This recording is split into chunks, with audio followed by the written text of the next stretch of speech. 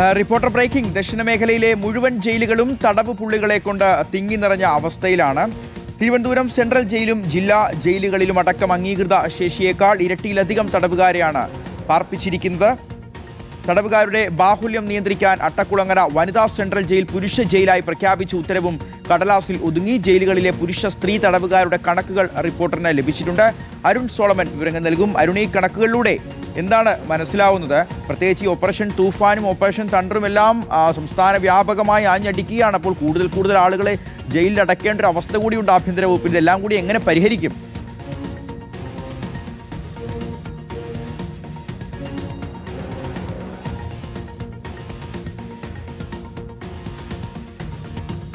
നമ്മുടെ ജയിലുകൾ തടവ് പുള്ളികളെ കൊണ്ട് തിങ്ങി നിറഞ്ഞൊരവസ്ഥയിലാണ്. അതിൻ്റെ ചില കണക്കുകളാണ് ഇപ്പോൾ പുറത്തു വരുന്നത്.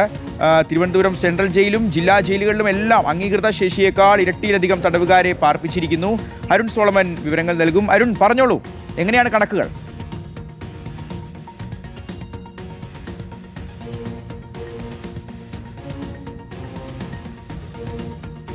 വർദ്ധിച്ചിരിക്കുകയാണ്. ദക്ഷിണ മേഖലയിൽ നോക്കുകയാണെങ്കിൽ 14 ജയിലുകളാണുള്ളത്. അതിൽ തന്നെ തിരുവനന്തപുരം സെൻട്രൽ ജയിലിന്റെ ഒരു അംഗീകൃത ശേഷി എന്ന് പറയുന്നത് സ്വാഭാവികമായും 2149 പുരുഷ തടവുമാരെ മാത്രമാണ് അവിടെ പാർപ്പിക്കാൻ കഴിയുക. പക്ഷെ നിലവിലെ സ്ഥിതി അതല്ല. ഏകദേശം അവിടെ ഇപ്പോൾ തന്നെ സ്വാഭാവികമായിട്ടും 3200 മുതൽ 3500 വരെ നിലവിൽ പാർപ്പിക്കുന്ന രീതിയാണ് നിലവിൽ സ്വീകരിച്ചു വരുന്നത്. ഇത് ദക്ഷിണ മേഖലയിലുള്ള മുഴുവൻ കണക്കുകളാണ്. അതിൽ തിരുവനന്തപുരം സെൻട്രൽ ജയിലിന്റെ ഒരു ശേഷി നോക്കുമ്പോൾ തന്നെ 727 പുരുഷന്മാരെ മാത്രം ഉൾക്കൊള്ളിക്കാൻ കഴിയുന്ന ഒരു ജയിലാണ്. പക്ഷെ അവിടെ അറിയാൻ സാധിച്ചധികം പുള്ളികളെ പാർപ്പിച്ചിട്ടുണ്ട് എന്നുള്ളതാണ്. അതായത് 504 തടവുകളെയാണ് തിരുവനന്തപുരം സെൻട്രൽ ജയിലിൽ മാത്രം പാർപ്പിച്ചിരിക്കുന്നത്. നേരത്തെ തന്നെ കഴിഞ്ഞ സർക്കാരിന്റെ കാലത്ത് തന്നെ ഏകദേശം ഒക്ടോബർ മാസമാണ് ഈ ജയിലുകളുടെ പ്രതിസന്ധി കണക്കിലെടുത്തുകൊണ്ട് തന്നെ തിരുവനന്തപുരത്തുള്ള വനിതാ ജയിലായിട്ടുള്ള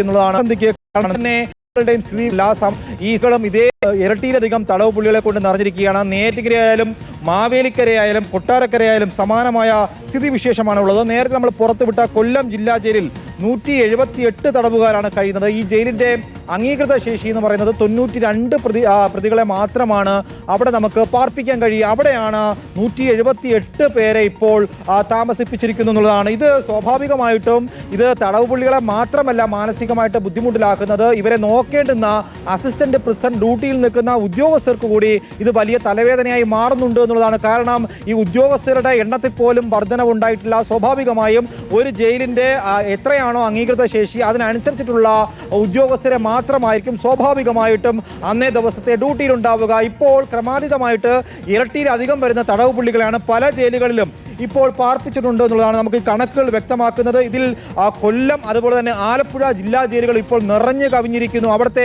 അംഗീകൃത ശേഷിയേക്കാൾ ഇരട്ടിയിലധികം വരുന്ന തടവ് പുള്ളികളെയാണ് ഇപ്പോൾ പാർപ്പിച്ചിരിക്കുന്നത്. ഇതിൽ പത്തനംതിട്ടയിൽ ഇപ്പോൾ ജില്ലാ ജയിൽ ഇല്ല എന്നുള്ളതും കഴിഞ്ഞ കുറേ കാലങ്ങളായിട്ട് നമ്മൾ വാർത്തകളിലൂടെ റിപ്പോർട്ട് ചെയ്ത ഒരു കാര്യമാണ്. അതിന് സമാനമായി സ്വാഭാവികമായും മാവേലിക്കര സബ് ജയിലിനെയും ആലപ്പുഴ ജില്ലാ ജയിലിനെയും കൊല്ലം ജില്ലാ ജയിലിനെയും ആശ്രയിച്ചുകൊണ്ടാണ് ഈ പത്തനംതിട്ടയിലുള്ള ക്രൈമുകളിൽ വരുന്ന പ്രതികളെ ഇപ്പോൾ പാർപ്പിച്ചു വരുന്നത്. സ്വാഭാവികമായും ഇപ്പോൾ രമേശ് ചെന്നിത്തല ആഭ്യന്തര വകുപ്പ് മന്ത്രിയായപ്പോൾ തന്നെ പറഞ്ഞത് ഒരു ജയിൽ കൂടി ഇനി വേണമെന്നുള്ളതാണ്. പക്ഷേ അത് ഒരു ജയിൽ കൊണ്ട് മതിയാകുമോ എന്നുള്ളതാണ് ചോദ്യം. കാരണം സംസ്ഥാനത്ത് അതിവേഗം തന്നെ ഇപ്പോൾ ഈ കഞ്ചാവ് അടക്കമുള്ള ലഹരി മാഫിയയ്ക്ക് കടിഞ്ഞാനിടാൻ വേണ്ടി ഓപ്പറേഷൻ തൂഫാൻ മുന്നോട്ട് പോകുമ്പോൾ സ്വാഭാവികമായിട്ടും ഈ പിടികൂടുന്ന പ്രതികളെ എവിടെ കൊണ്ടിടും എന്നുള്ളൊരു ചോദ്യമാണ് ബാക്കിയാകുന്നത്. ഷികാസ്.